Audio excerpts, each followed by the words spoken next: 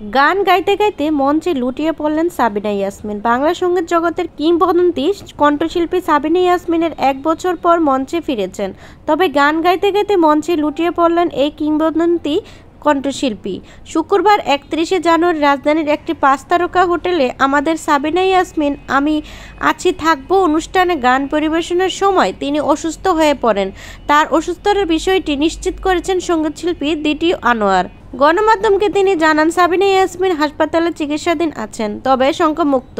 অনেকদিন পর আন্টি মঞ্চে গান গাইতে উঠেছিলেন, কিন্তু হঠাৎই অসুস্থ হয়ে পড়লে তাকে রাজধানীর একটি বেসরকারি হাসপাতালে ইমার্জেন্সিতে নেওয়া হয়। আন্টি এখন ভালো আছেন। ২-১ দিন চিকিৎসাদের তত্ত্বাবধানে থেকে তিনি বাসায় ফিরবেন। এদিকে সাবিনা ইয়াসমিনের মেয়ে ইয়াসমিন ফায়রুজ বাদন গণমাধ্যমকে বলেন, মায়ের সঙ্গে কথা হয়েছে, এখন ভালো আছেন মা। চিকিৎসা শেষে বাসায় নেওয়া হবে। ২০২৩ সালের শেষ দিকে অস্ট্রেলিয়া, সিডনি, মেলবোর্নে ও ব্রিসবেনে একাধিক স্টেজ শো করেন সাবিনা ইয়াসমিন। এরপর তাকে মঞ্চে গান পরিবেশনা পাওয়া যায়নি। এ সময় চিকিৎসাতে ছিলেন সাবিনা।